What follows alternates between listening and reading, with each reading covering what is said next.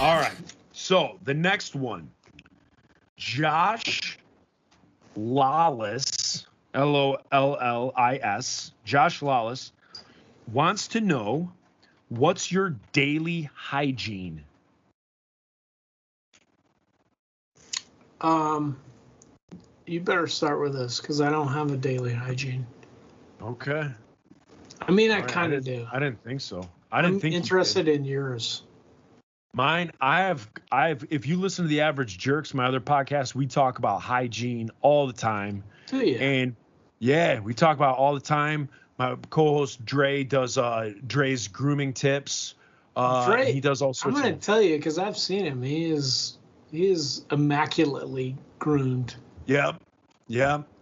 And so my daily is, I wake up, and this is my hygiene. I wake up, I take a dump before I get in the shower. Get in the shower. Every day. Every day. I shower every morning. Every single morning I shower. And take a dump. That's more of what I was focusing on. Yeah. Like first you take a dump. Yep. Shower. Then I get in the shower and I manscape, make sure everything's trimmed up, looking good. And I do go through Manscaped. So we're not sponsored by them, but I will tell you, fellas, for $75, you can get the starter pack, and it is the Lawnmower 4.0 that trims you up and does not nick the way that the blades are. You do not nick your junk. You won't cut yourself. So I Manscaped. What is this thing? It's like a some sort of trimmer? Yeah, it's a trimmer, an electric trimmer, and you can do your nether regions. You don't cut yourself. You don't do anything. And so for $75, you can get the trimmers. Then you get its ball deodorant. And so what? Yeah, so I'll get to that. So I take a dump. I get in the shower. I need this. I Manscape. I do it all. Every day. Every day. Not every day. So that's not every day. The manscaping is showering in the dump every day. The manscaping is maybe once a week. Wow, Joe. Then in the shower, I suds up. I use bar soap for my body. All right. Use bar soap for the body and my face. The butt crack first gets bar soap. Joe, you were going above and beyond. I just want to say that. Yeah, thank you. The butt crack gets bar soap first. Then it gets sprayed with rubbing alcohol to kill any bacteria that the soap may not have killed. Then I finish it with a lemongrass essential oils body wash in only the butt crack. Holy shit, dude. So you've done bar soap, you've done rubbing alcohol, which is pretty harsh and drying, and then you come back and moisturize with this essential oils lemongrass stuff here. Then oh my gosh. Then I put conditioner on my face, put conditioner on my facial hair, let it sit while I'm washing, doing everything else. Then I take out my razor, my normal Dollar Shave Club razor. I have an anti-fog mirror, and I shave in the mirror because I'm not allowed to have a beard at work. So I shave. What about a mustache? A lot of roofers have mustaches. That's what I don't understand. We can have a mustache, but I don't grow a mustache. I don't think I can grow a mustache. Joe, I think you should try it. I think this should be like a Patreon thing where they can pay $100 and you grow out a mustache as long as they keep paying that. I mean, we can go with it. I'll definitely do that. I'm up for getting some extra cash. A lot of roofers do it. I know. Also, you're not getting any extra cash because you keep giving it to me. It is what it is. And so I shave. Then I wash my face with bar soap. I'm back to the bar soap. Wash my face, do all that stuff. Then I step out of the shower. I dry off. I take another trimmer, a Black & Decker nose hair trimmer. I do the nose hair, This is every day or just like once a week? Every day. Every day. Nose hair trimmer. Okay, yep. Keep going. Because here's the thing. I used to do the nose hair trimmer once a week, and what I would find is nose hairs, there's no rhyme nor reason. I feel like they grow overnight. So like I would like do it on a Monday, and like on a Wednesday I'd have like a long one, and you're like, oh, I guess I missed it.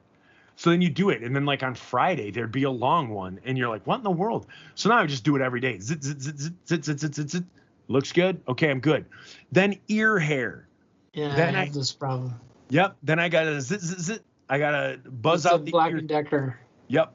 So that it's a nose hair, ear hair trimmer. So I do that. Man, I have one of those things. I don't think it works. Oh, yeah, well, you got to get a new one.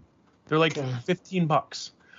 Now, mind you, pause. So prior to this, every other day, I have another little device called the Pitbull Skull Shaver. So what this is basically an electric razor that you would normally use on your face, but you use it on your head. So every other day. Every other day. So when I'm taking my dump, I'm shaving my head. I'm sitting on the toilet and I'm shaving my head with this electric razor. Are you leaving like hair falling everywhere, like little stubble going everywhere? No, it kind of keeps it in the shaver. Like you clean the shaver out, you know, kind of after every use. So I've shaved my head, I've pooped, I've manscaped. Now I've showered, I've gone through that whole thing. Now when I get out, I do an essential oil alcohol spray on the beehole. So the beehole gets a spray of essential oils, same thing, lemongrass, and rubbing alcohol gets sprayed on the beehole. Then lemongrass. Yeah. Keep going. Keep going. From Manscaped, they have, it's called ball deodorant. So I'm interested in this.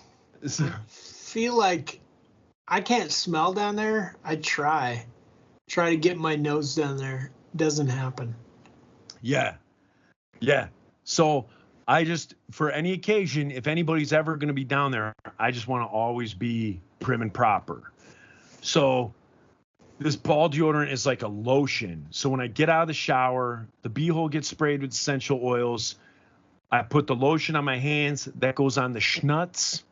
And I give also a little rub down into the gooch, like the taint. Taint in the gooch. Yeah. Stinker's bridge. All the above. Yeah. All the previously mentioned. Gets it. Then Joe, you're still going. Yeah. I just want to point this out. You're still going. Yeah. He wanted to know. He wants to know the daily hygiene. No comment. I'm not assigning any value to this. I'm just amazed. Yeah. That's it. So then the armpits get Old Spice high endurance deodorant, not antiperspirant. Antiperspirant is bad for you. Antiperspirant makes you stink. Get just the deodorant. This is the first thing you've said that I've known about. Yeah. Old Spice. Yeah. Deodorant. Yeah. I'm like, I've seen that. And you gotta use the original scent of the Old Spice High Endurance. Ladies love the original scent. They love it. If they don't love it, it's nasty because they're just like, this reminds me of my grandpa. Yeah, they love it. It's a good smell. That's nasty, ladies. I'm just going to tell you, if you're attracted to a dude because he reminds you of your grandpa, you need to sort some things out. Maybe it's not their grandpa. Maybe it's just an old salty sailor that they used to see down at the docks. Maybe it's the guy with the mustache that tied him to the tree and molested him. Oh, come on! all this from Old Spice High Endurance original scent? Maybe not. Maybe it. You know what though? I'm going to tell you. It smells good. It does smell good. And I don't attach any grandfatherly thing to it. It just smells good. It does. It does. So then that goes on the pits. Mm-hmm. Also, after I shaved, the face gets my neck gets a blast of rubbing alcohol as well. there's a lot of rubbing alcohol in my daily. There really is a lot. There is. And so my neck, so rubbing alcohol immediately takes any rash, any razor burn, any of that away. So then that's done. And I've also brushed my teeth in there. I brush my teeth in the shower. Joe, that's important. That's weird you do it in the shower. No, it's not. It's No, not. It's amazing. Okay. Because you can just, because prior to growing up, I would brush my teeth. It would drip onto my shirt. Then I have like toothpaste on my shirt. This is true. Joe. Yeah. So you do it in the shower. You thought this through so well. You do it in the shower. It doesn't matter where it's dripping. You just do it. Also, the famous Vanna White was once asked, "How is your smile so gorgeous?" And she said, "Because I shower, I brush my teeth in the shower and then use the shower like a water pick. And it helps blast the stuff out of my teeth." So I do that. So that's part of that. I mean, why wouldn't you listen to Vanna White? It's Vanna White, right? Yeah. So that's that. Then I put my clothes on. I am a cologne slut. I love cologne. And so whatever cologne I feel like wearing that day, whether it's Creed Aventus, whether it's Invictus, whether that's Burberry London, I'll even go Hugo Boss, baby. It is a spray, delay, walk away. You walk right through that. You just get a nice little hint of it on you. Ooh, you're good to go. That's my daily hygiene. That's what you get, Josh. So, what do you got, Reese? What's your daily? First of all, before I forget it, I want to say that if you don't get toothpaste on your shirt, how else will people know you're an idiot? That is true. Like, that's true. I need to somehow put this out into the universe. Yeah. I need people to just be like, I think that guy has an extra chromosome. Like, that's what's happening in my area. Yeah. So my grooming is awful. I don't feel like I can at all talk about this after what you did. The thing is with me, like, it sounds like it's a lot, but when you get in there and you actually do it, it's quick.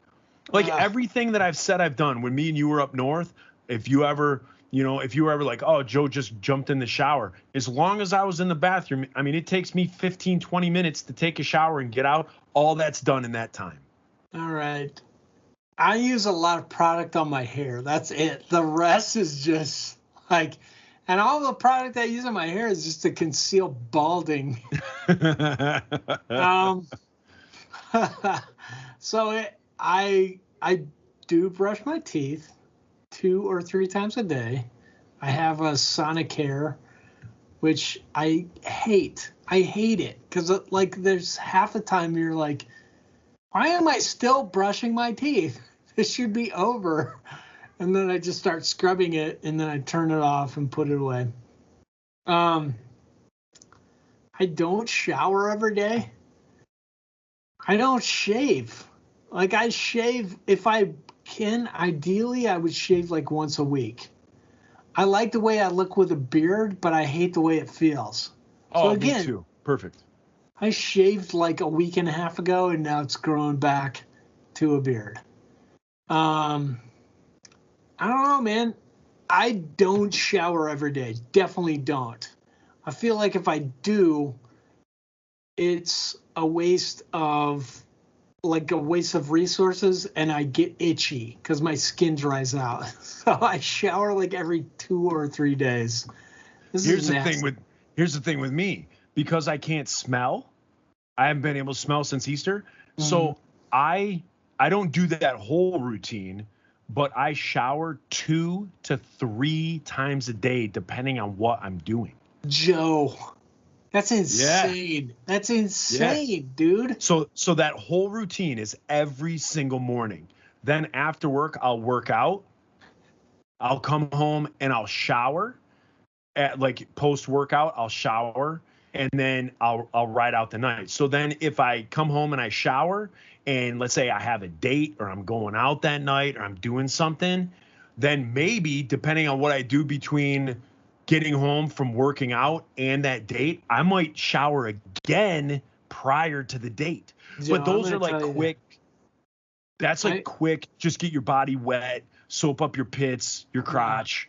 Yeah. Joe, I have a degree in biology, and this is not right. You should not do this. You're like, one, you're drying out your skin horribly, and all these products that you're using to make yourself smell better and make yourself lotiony, you don't have to use. You're like drying out everything, and you don't have to do that. Also, your body makes your natural scent. Like, there's a point where like your armpits stink or your butthole stinks. You want that out. But Correct. The rest of it, like, you're gonna find some special lady that likes the way you smell. There's all this theory that like humans can't smell pheromones, which is like a total animal product that we use to attract each other. But I'm going to tell you, that's bullshit. Like, humans make pheromones, and you're attracted to people based on that. And if you're showering so much, you're masking that, which is fine for like a day or a night, like if that's all you care about spending time with a young lady. But if you want to find that special someone, you got to get your face like right in their hair and just be like, that's the smell. Like, that does something to me. And they want to do that to you. You got to have that on you. Stop showering so much. Well, here's the deal. So to clarify, I do that whole routine every morning. Now, the follow-up showers are just the basic. It's not washing my body. It's not washing my skin. My face is very oily, very greasy. Mm-hmm. So it's because your body is compensating for all of the showering you're doing. It's not.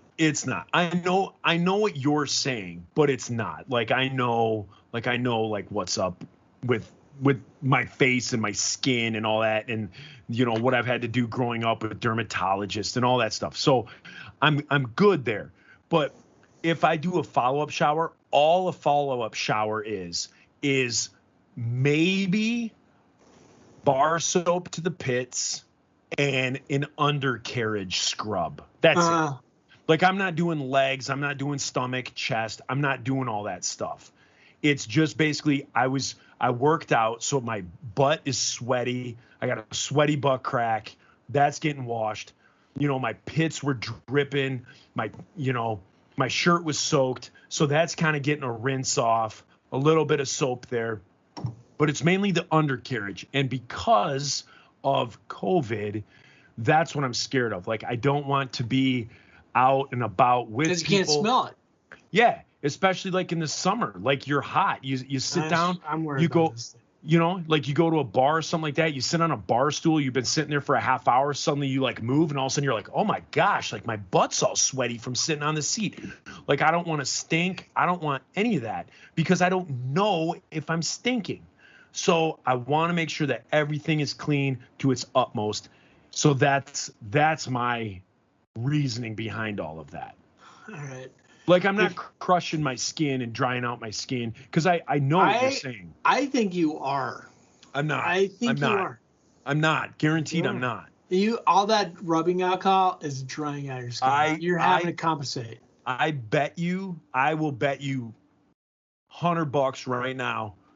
Bet you $100. My skin. If you know somebody in the Detroit area, call them and say, hey, I got this bet with Joe. Go over, check his skin, take his word for it, trust him. No, the way to test it would be you'd have to go a month on like showering every 3 days or once a week. Now using rubbing alcohol. Now you wouldn't. I would absolutely stink. I'm not talking like armpits and body. Like, I'm not talking the pheromones. I'm talking about my butt crack. Yeah, but like, wipe it out with a wipe. Just like get the baby wipes, wipe it out. That's what so here's my regimen. You could eat off my on the days I don't. Yeah. Okay. Who wants to do that though? Like every once in a while, somebody's like, "Yeah, I want to eat off Joe's butthole." Then just clean it out. But so here's my regimen. On the days I do shower, I get in the shower. I have this loofah that is just about falling apart, and there's all these people that are like, "Change your loofah. It's got so much bacteria." That's your bacteria. Don't change it. Like, wash yourself with that because that is protecting you from disease. You have like 1,000 times more bacteria on the outside of your body than you do cells in your body. That is protecting you. Leave it alone. Like, just leave it alone. Wash with the same loofah. Find a soap you like that smells good. I have like this Dove for men. I used to use this soap that my grandma had, and it reminded me of my grandma. I was just like, this smells nice. It's like my grandma. Is it Fells Naphtha? I don't remember what it was. Some sort of Dove. But like, just find a soap you like. Wash with it. Lava? Was it lava soap? It's lava. That is bad. Don't scrape all your stuff off with the lava. You need bacteria on the outside of your body. You have a symbiotic relationship. You're like Venom, but bacteria. It's protecting you. Leave it alone. So I wash with this thing. I wash my hair with this John Frieda stuff that's supposed to make your hair look fuller. John Cena stuff. And then I have a conditioner that also makes my hair look fuller, which I don't know if it works, but it makes me feel like I'm doing something to fight baldness. Yeah. Then I get out. This is the days I shower. Towel off. I put this other stuff in my hair to make it thicker. I see where this is going. I'm vain about my hair. And then I blow dry it. And then I put this, there's like it's like a gel stuff, but it's dry. It's like dry. It's weightless. It makes your hair seem fuller. It's called Boulder, I think. So it's like, it makes my hair stick up, but it doesn't weigh it down. It makes it all crunchy. I hate it. But again, it makes it seem fuller.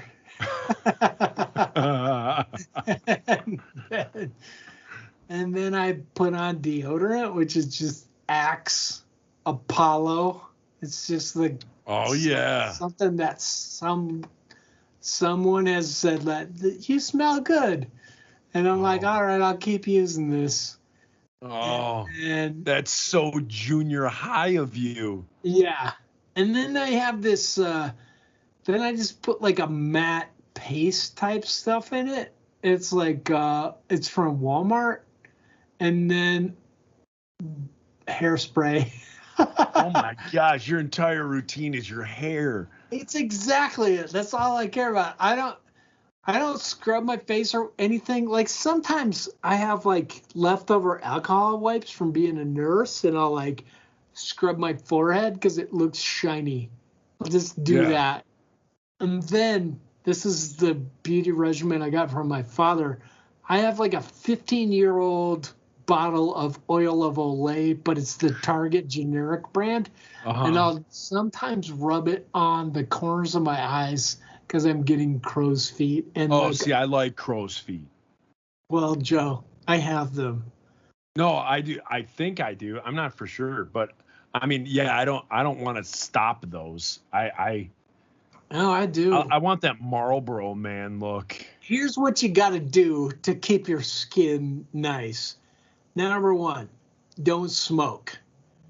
Number one, just like nicotine, don't smoke, don't vape, don't do chew, anything. Nicotine destroys your connective tissue. So don't do it. Like it messes up. It gives you wrinkles and then worse inside. Like it just does everything. Collapses your veins. You're going to have an aortic aneurysm. You're going to have a stroke. Nicotine is bad. Don't do it. Like even if you're like I quit tobacco. Nicotine, it's bad. Don't do it. Don't smoke. Number 2, don't go in the sun.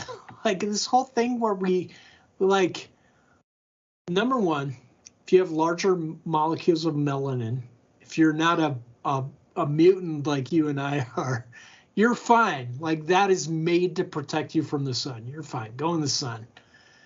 This whole black don't crack thing, it's real. Like you're not going to get wrinkles very easily if you have larger molecules of melanin. But if you're a honky like you and I, it will give you wrinkles immediately and skin cancer. Like just don't do it. It's not worth it. So that's my beauty regimen. Oh, I have a thing of cologne that my wife gave me when we first got married because she was like, I want you to smell like this. It's 17 years later. Oh, and I think that what is it? Still has a third left. It's High Karate. Versace jeans. Oh. Which, if you smell it, it smells good. It smells like progress. No, it smells like just the cleanest. Like if you were like, I wonder what St. Peter smells like before I enter heaven. That's what it smells like to me. It smells like the cleanest thing. Oh. But now I can't wear it because I'm just like, oh, that reminds me of divorce. Yeah. It's awesome. Yeah. Always a good time. I gotta find a new cologne. Yeah. Try a little Creed Viking. Do a little Creed Viking. Is it made by Creed?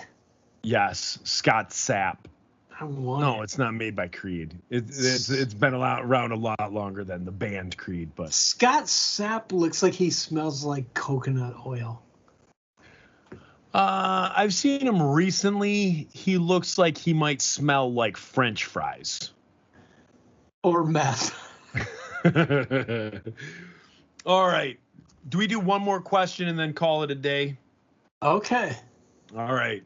So let's see. Blah, blah, blah, blah, blah, blah, blah, blah, blah, blah, blah. Joel Drzezinski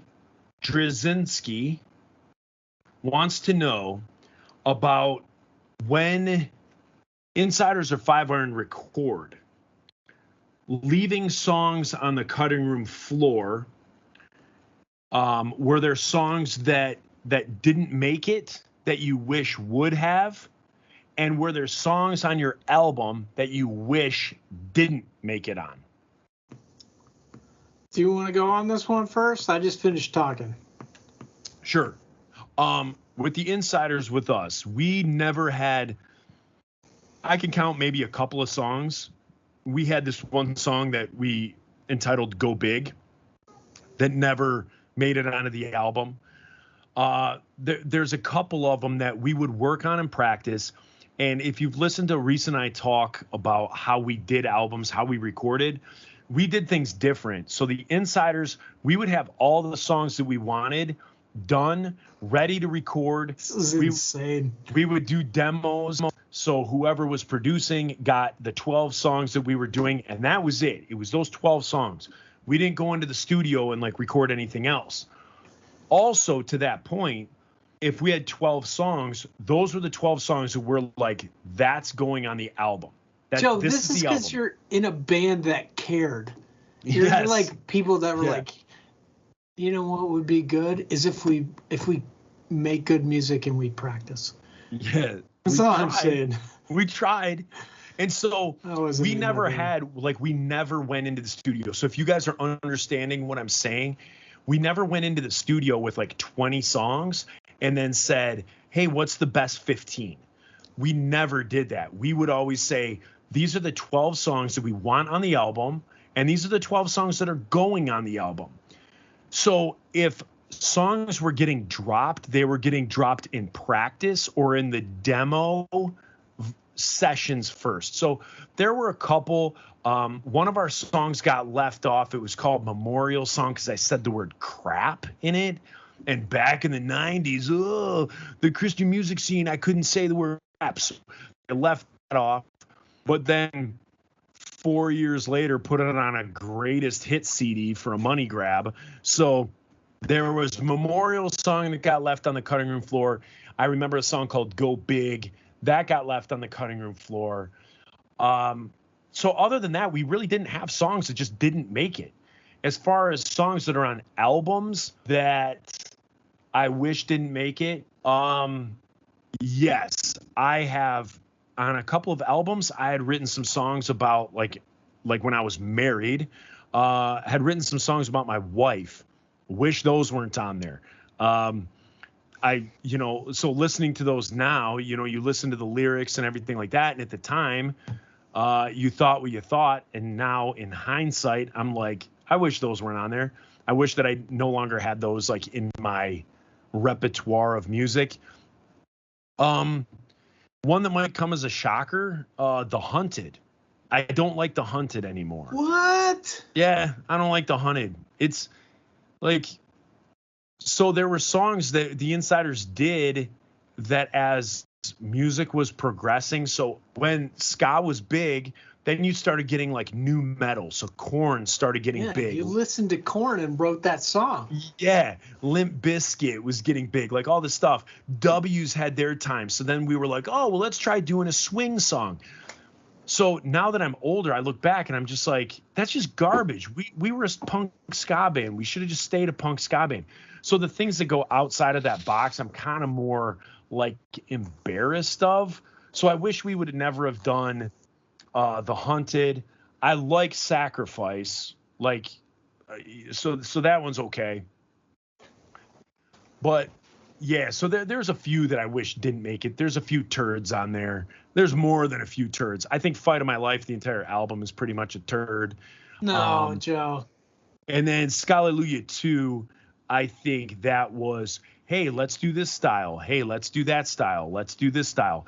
And it wasn't a ska band. It was us trying to do, a 10-song album with 10 different styles instead of going, let's ska these all up like Scallelujah 1 and just doing it every song like we were a ska band doing these praise and worship songs. Scallelujah 2 was like, oh, we'll do this one swing. Oh, we'll do this one ragtime. Oh, we'll do this one, hardcore.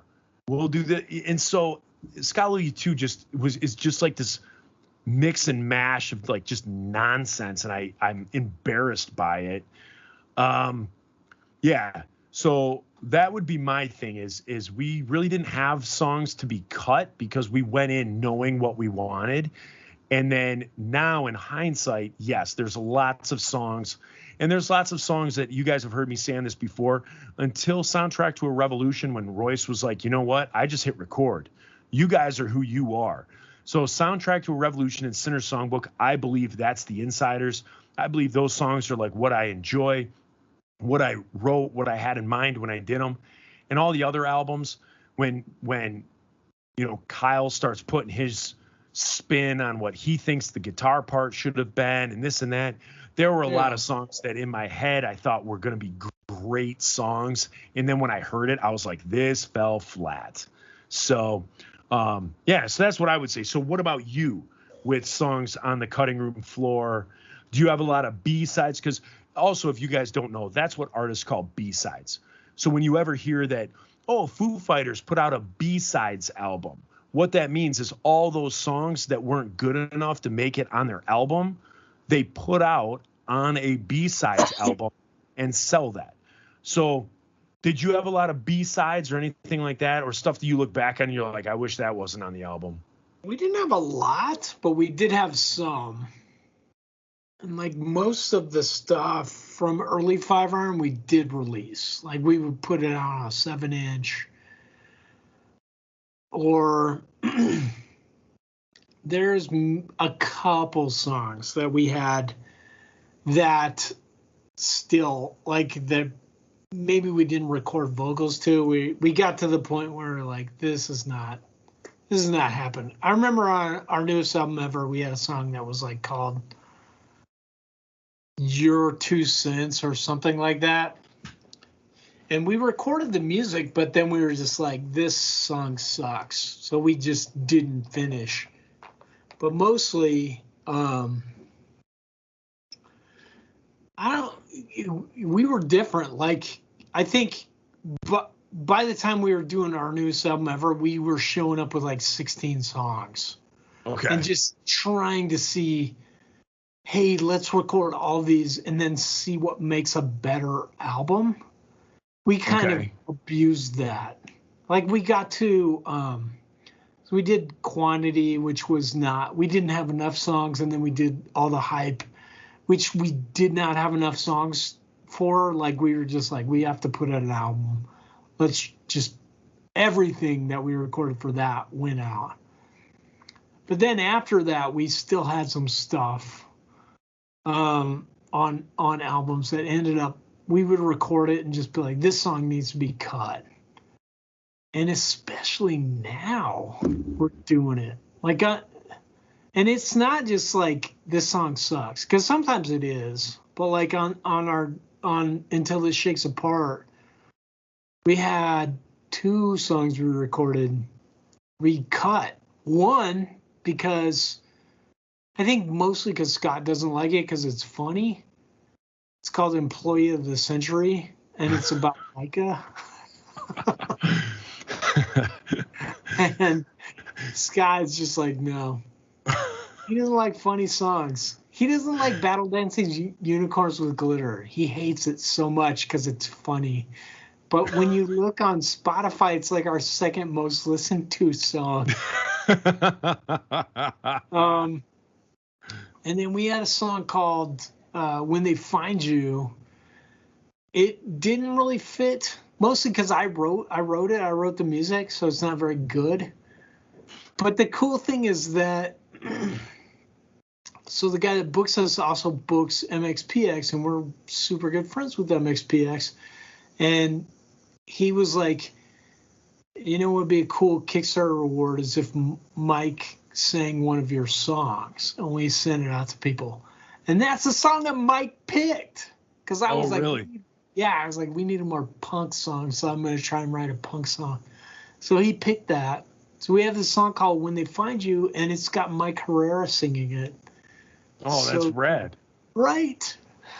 So that's there, and Employee of the Century. And I don't know if it's both are gonna make it on the next album. I doubt it. Like we're not that patient. It'll end up. Are you gonna release them somewhere though? Oh yeah, those ones. There's other ones that have not been released. You know what? So we did that. We did Cheeses of Nazareth, which a lot of that shit came out on. A lot of stuff that we recorded. Like that. Yeah, that was just B-sides. Yeah, B-sides. Yeah. And then we were like, let's make a lot of funny songs like the Pants Opera. And then we made a whole album of that. And for some reason at the time, it charted on like the Billboard charts. Which makes you super insecure because you're like, oh, so this thing that we've been doing all the time, trying, we should stop. We should stop trying. Because this thing that we made for $200 is outselling all of the trying. Yes. Isn't that hilarious? Yeah. That's so funny. So, yeah. And then the second half of the question, what was it? Like, do we cut any stuff? Yeah, so is there anything which we didn't put out? Yes. No. All of them. No. Yeah, yes. That's what it was. You kind of paused, so I didn't know if you said the right thing. But the second part is, do you have songs on your album that you wish weren't on there? Yeah, almost all the hype that money can buy. About half of Upbeats. 2 songs on our newest album ever. Yeah, I mean, like, Dennis wrote a song called Rhubarb Pie, and he was like, you can redo the lyrics, because no one, you know, like, he's like, Reese, you're good at writing lyrics, rewrite it. So I wrote a song about my fiance breaking up with me, and made it Ugly Day, which is like if she was like, oh, I heard this song and I do love you, let's get married. Like, it would be a great song, but instead it's like, I'm breaking up with you. We're never talking again. I'm not going to tell you why. And then I write this song. It's like the most depressing song ever. Everybody in the band is like, this song is tainted with evil. I shall never play it again. So lots of songs. In recent memory, like in the newest version of Five Iron. Yeah, I mean, like, so we had an EP come out, Between the Pavement and the Stars, Between Pavement and Stars. And that's all stuff we cut because we couldn't make it fit. And most of those songs, like, everybody in Five Iron is like, it could have been better, but we didn't make it work. So I have something that I'm going to ask you real quick. Yeah. Has Five Iron, do you think this is an area that Five Iron's always been cutting edge as far as you guys were always more fan friendly than most people? I think you guys were more hip to the internet quicker before everybody else with your Facebook pages that I hate Five Iron, all that type of stuff. I feel like you are one of the last bands that are doing albums and not just putting out a song every month. Yeah. Or every 2 or 3. Like, you're still putting out albums that are doing Kickstarter projects instead of doing like, hey, on the, every 3 months, we're going to put out one song on like iTunes or whatever, and people can pay $1.30 for it.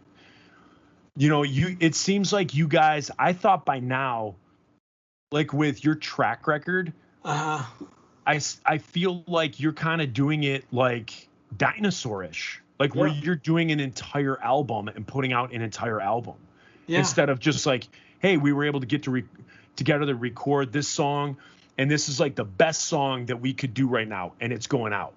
And then in 3 months, if we do another great song, that's going out. So the fight in our band has been, should we do that or put out an album? And the reason we fight for that, like the reason anybody would advocate for that in our band is because it's doable. It's easy. Like, it's easier to make one song than it is to make a cohesive album. It's hard. Yeah, super hard. But here's my argument. Like, you make a single, you're doing it because you're a capitalist. Like, you're just like, let's cash in on this. Let's get as much as we can. You make an album, that's because you're an artist. You're making art.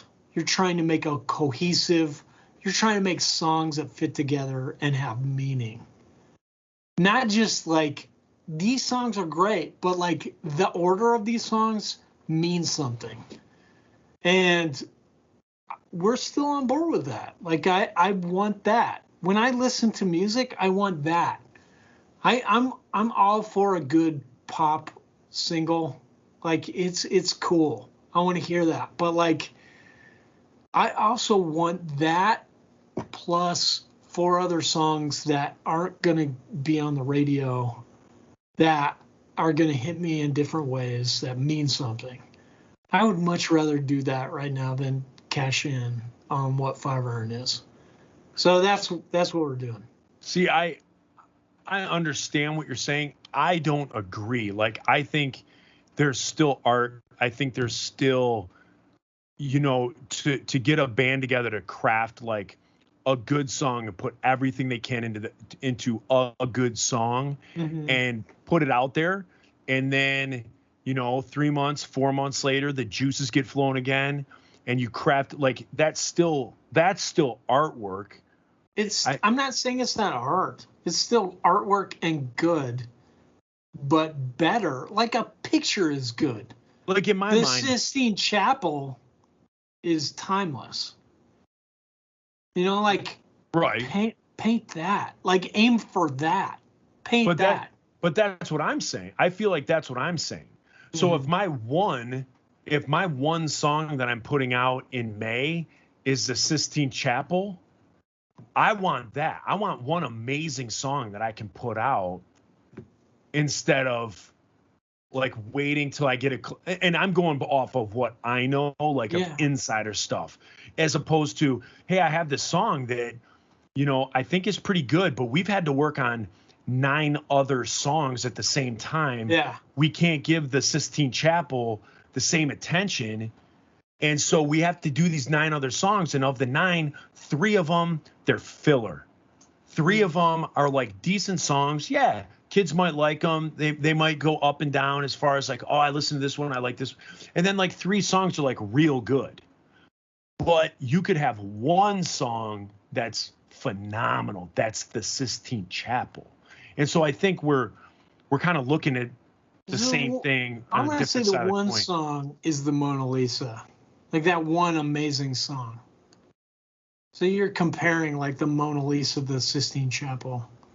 I'm not comparing. I'm saying that whatever that piece of artwork that you deem an amazing piece of artwork. Yeah. So plug in whatever Picasso, plug in whatever Van Gogh, whatever you want, whatever your piece of art that you want to use as the example. I just think like I would much rather do like 2 amazing art like if the Insiders got going again and we could, you know, hit the studio every 6 months and we do one amazing song every 6 months as opposed to one album a bunch of filler. Yeah, I agree, but I think the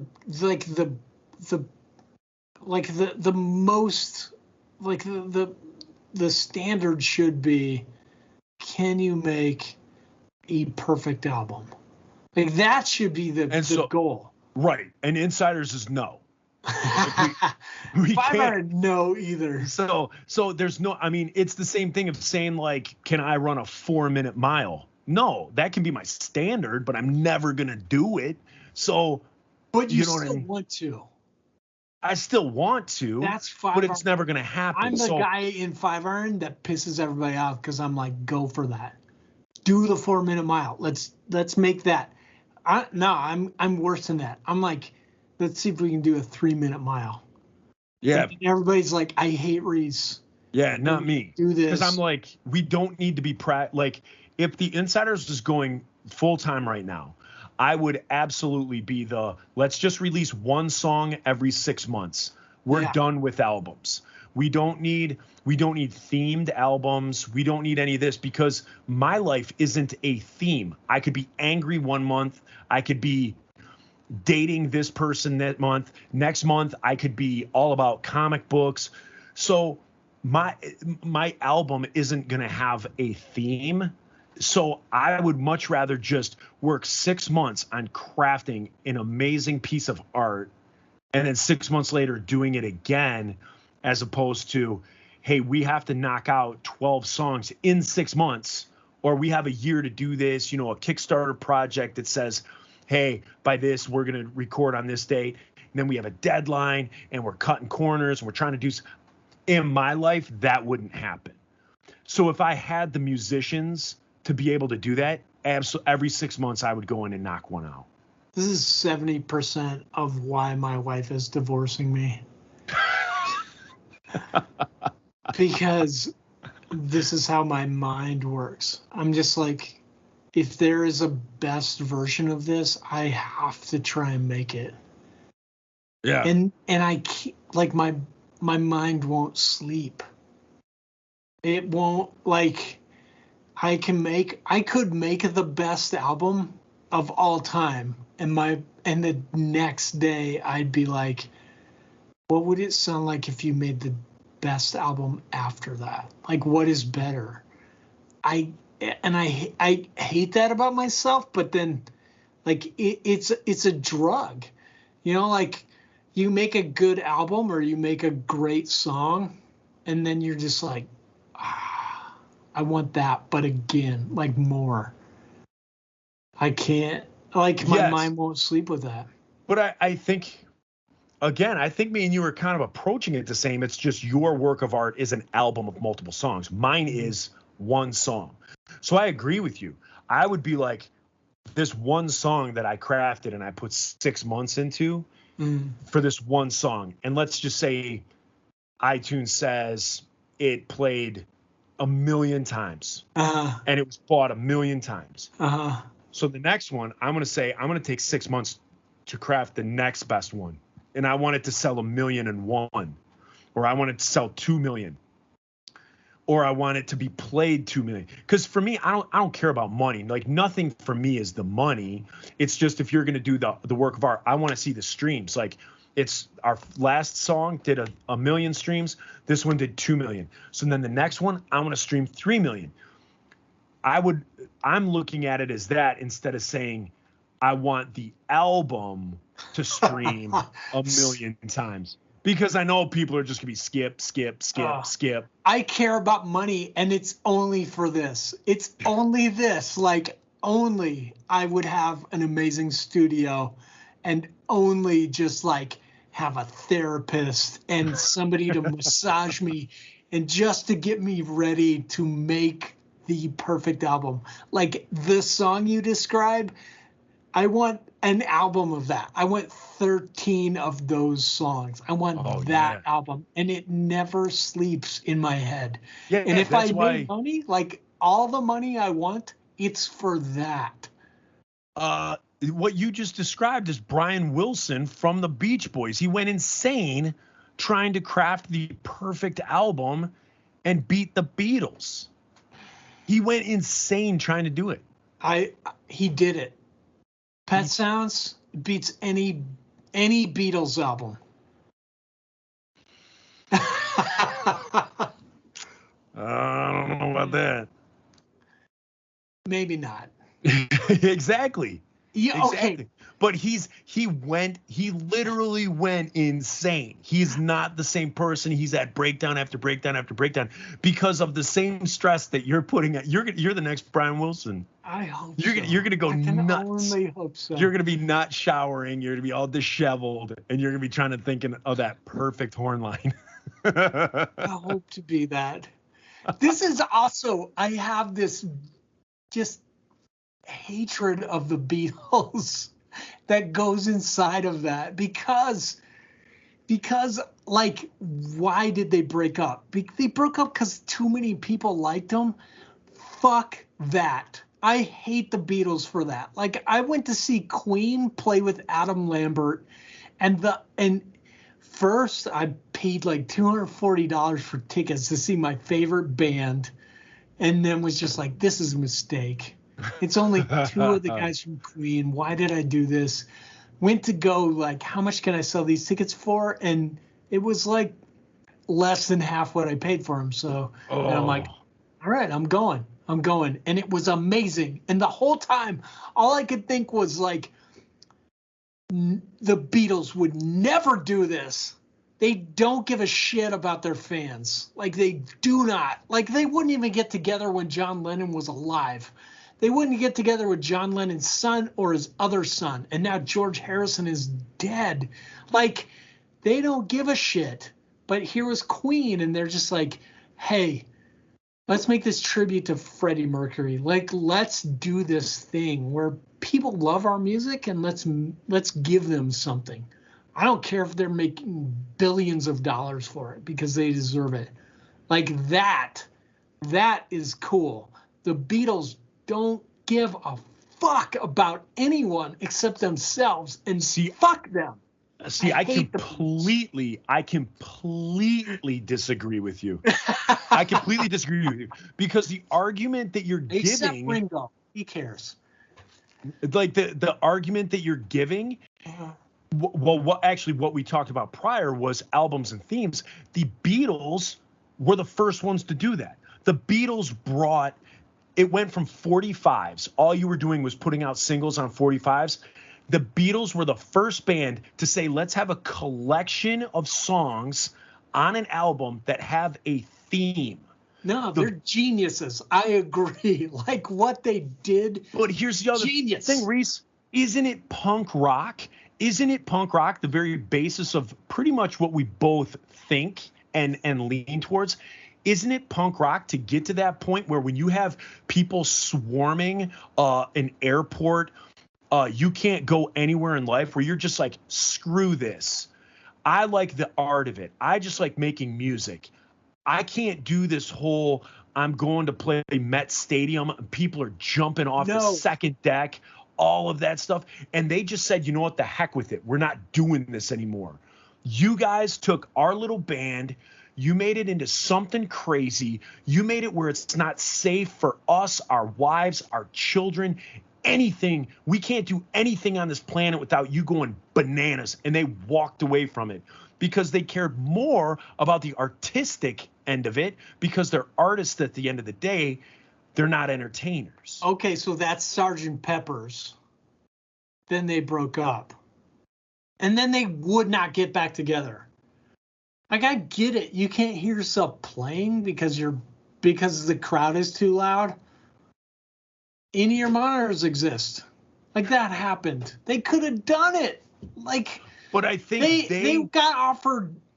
I forget. They got offered like $100 million to play a show. This is before George Harrison died. So get to play a show with Julian Lennon filling in for John. Play Beatles songs at like Yankee Stadium. I think they got offered $100 million. You don't care about money? Like, they're still making millions of dollars on their royalties a year. Give it away. Like, do something good. Well, they weren't for a while because Michael Jackson was getting all the royalties. Yeah. So they weren't for a while. They got screwed over. I don't think Paul and Ringo are hurting for money. I don't think the estates of George Harrison. But the difference is between Queen and the Beatles. I look at Queen as entertainers. I look at the Beatles as artists. And so I think the difference is in what you said. Like, an entertainer wants to go out and puts the showmanship, puts the show above the product. Yeah. And I think the Beatles were just like, we just want to make good music. Like, we don't care if we ever play another song live. Like, they didn't ever care to play another song live. They wanted to go give a shit about their fans. You know what? They didn't, because they were artists. Van Gogh. But like, did Van Gogh or Michelangelo, any of them, like, give a crap about their fans? No, they just cared about the art. So that's how I look at it there. Like, one is an entertainer, one's an artist. Yeah. So if your art, the medium by which you create art is through sound and a soundboard, and all you ever want to do is sit in a recording studio and record music. You don't ever care about going to a stadium, making money, selling an $85 t-shirt. They could have still been making albums till 1983 when John Lennon was killed by Sirhan Sirhan. Yeah, but they didn't want to. And I'm guessing it's not. Killed Bobby Kennedy. Yeah. It was this guy that looks exactly Catcher in the Rye, dude. Catcher in the Rye. They're all Catcher in the Rye dudes. Yeah, they kind of are. But like, I'm guessing, like, to me, I'm guessing Ringo would have been like, I'm in, let's play the show. I'm guessing George Harrison would have been like, I'm in, let's play the show. John and Paul hated each other. They're like, no, we can't do this. Dude, fuck that. Like, dude, fuck that. That's just my point. Like, Hall & Oates, those guys hate each other. Do they play shows? Absolutely. But that's a money grab. Who cares? Like, it's a money grab, but they're like, I don't know if the listeners are as shocked as I am right now. Like, I'm kind of thrown for a loop, because I've always thought of Reese Roper as being the, like, forget the money, it's about the art. And like, right now you're saying the opposite. Dude, I would pay $1,000. How much would you pay to see the Beatles? If it was just Paul and Ringo and two of John's sons, how much would you pay for that? To hear them play Beatles songs? I'd pay $1,000. Well, but that's kind of. They don't give a shit though. Like, I know, but if I went to you and I said, "Hey, give that to the stuff I'm doing Acquire the Fire 2022. Is 5 Iron coming? Is 5 Iron playing Acquire the Fire 2022? I'm giving you guys all $2 million to come and play that. Yeah, exactly. Okay, so like Acquire the Fire, $2 million, and we give it to LGBTQ. Yes, we'll do that. All yes, right. Okay. We'll do that. Acquire the Fire, hit us up. So like that answer is yes, you're taking it for the money. You're going to send the money elsewhere. I just look at the Beatles and I just say they were artists. Like John and Paul were artists, and they had their fill of screaming fans and all that stuff.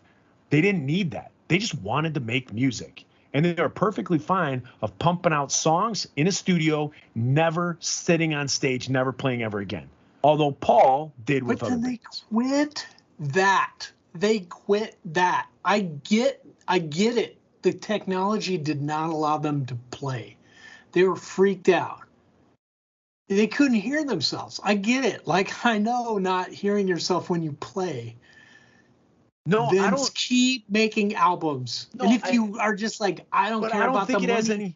I don't think it has anything to do with in-ear monitors. I think it's the fact that they reached that, like, well, even more so, that Jerry Garcia level where anything that they said was taken as gospel.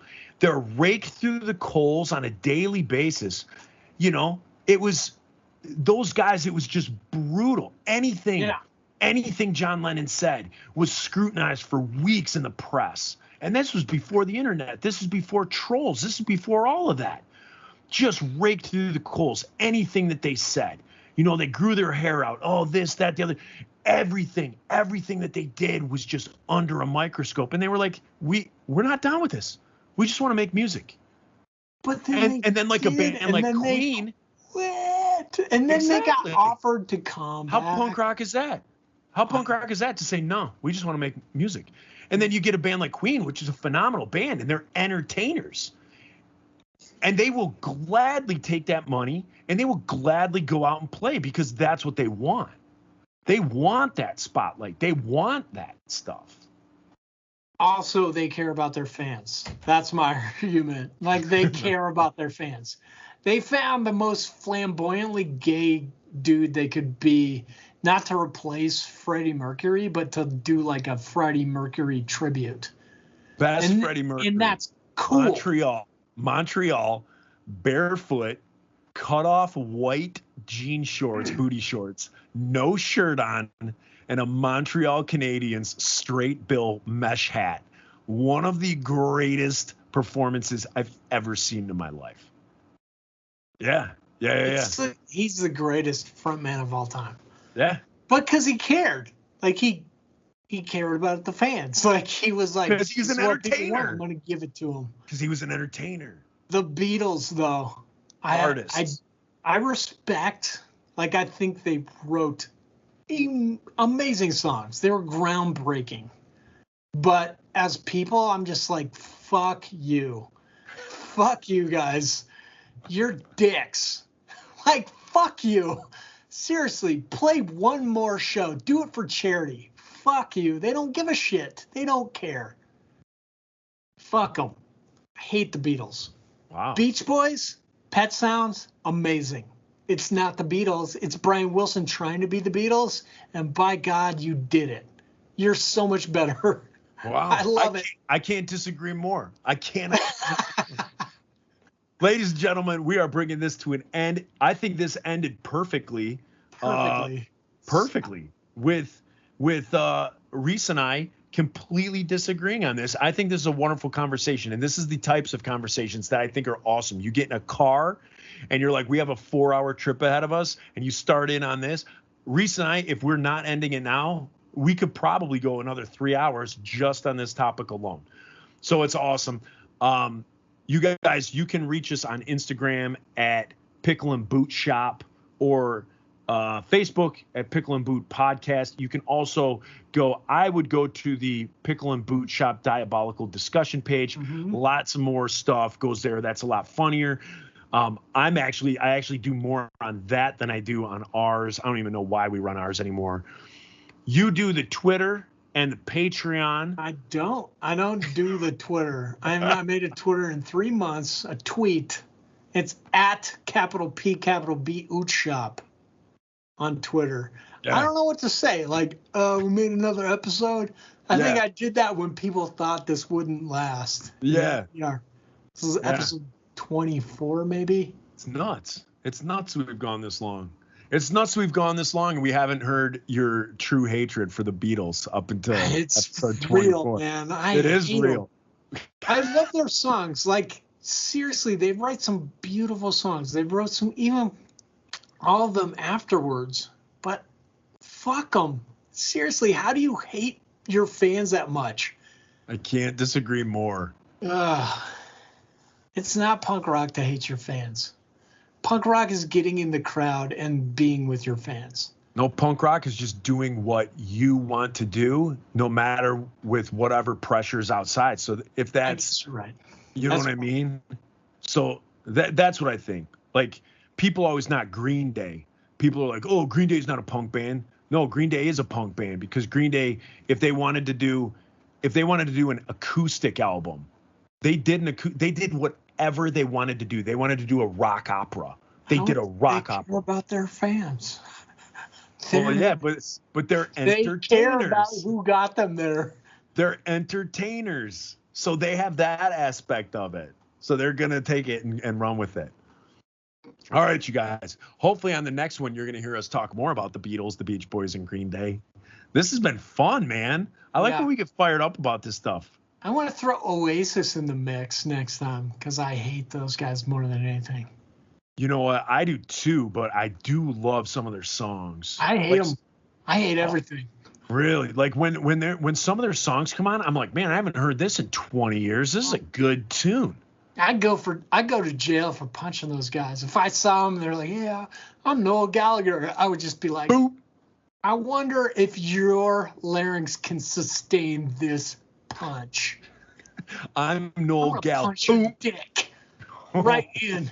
Right. How's it like peeing through a tube, dude? I'm in jail. I don't care. Peeing through a tube, dude. I like it. That's what I'd be like. All right. Well, we're going to end it on that. Peeing through a tube. How would you like to pee through a tube, dude? This has been the Pickle and Boot Shop. We're going to talk to you guys next week. See ya. Peace. Boom. Joe, this is the longest we've ever talked. We did great. I know. Hopefully we got enough stuff there. We got 3 hours and 23 minutes. All right, good. Perfect. I got to put my kids in bed. Yeah. Absolutely. We'll call it a day, man. You too. I'll talk to you. I'll text you tomorrow. Okay. All right. See you, buddy. See you, dude.